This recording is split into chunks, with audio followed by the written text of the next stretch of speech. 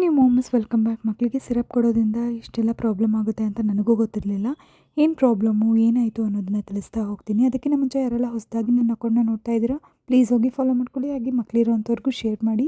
ಸಿರಪ್ನ ಮಕ್ಕಳ ಏಜಿಗೆ ತಕ್ಕ ಹಾಗೆ ಹಾಕಬೇಕಾಗುತ್ತೆ. ಡಾಕ್ಟರ್ನ ಕನ್ಸಲ್ಟ್ ಮಾಡಿನೇ ನಾವು ಹಾಕಬೇಕಾಗುತ್ತೆ.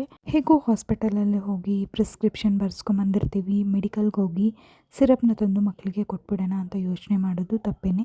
ಯಾಕಂದರೆ ಮಕ್ಕಳ ಏಜಿನ ಅನುಗುಣವಾಗಿ ಡೋಸ್ ಕೂಡ ಚೇಂಜ್ ಆಗ್ತಾನೆ ಹೋಗುತ್ತೆ. ಇದನ್ನು ಕೂಡ ತಲೆಯಲ್ಲಿ ಇಟ್ಕೊಂಡು ನಾವು ಸಿರಪ್ನ ಬಳಸ್ಕೋಬೇಕಾಗುತ್ತೆ. ಮಕ್ಕಳಿಗೆ 6 ಮಂತ್ಸಿಂದ ಜ್ವರ, ಫೀವರ್ ಎಲ್ಲ ಬರಲಿಕ್ಕೆ ಸ್ಟಾರ್ಟ್ ಆಗುತ್ತೆ. ಅದಕ್ಕಿಂತ ಹಿಂದೆ ಮಕ್ಕಳು ಆರಾಮಾಗೇ ಇರ್ತಾರೆ, ಚೆನ್ನಾಗೇ ಇರ್ತಾರೆ.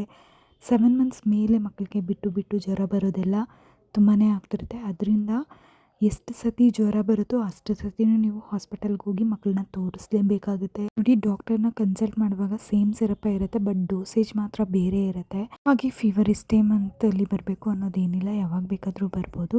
ಹೀಗಾಗಿ ಚಾನ್ಸ್ ತೊಗೋಬೇಡಿ. ಹೋಪ್ ವಿಡಿಯೋ ಇಷ್ಟ ಆಗಿದೆ ಅಂದ್ಕೊಂಡಿದ್ದೀನಿ.